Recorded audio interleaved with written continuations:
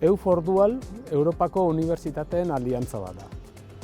2019 urtean Europar Batzordeak programa hau abian jarri zuen eta programa honen helburua da Europan formazio dualean erreferenteak garen unibertsitateen arteko partzuergo bat sortzea.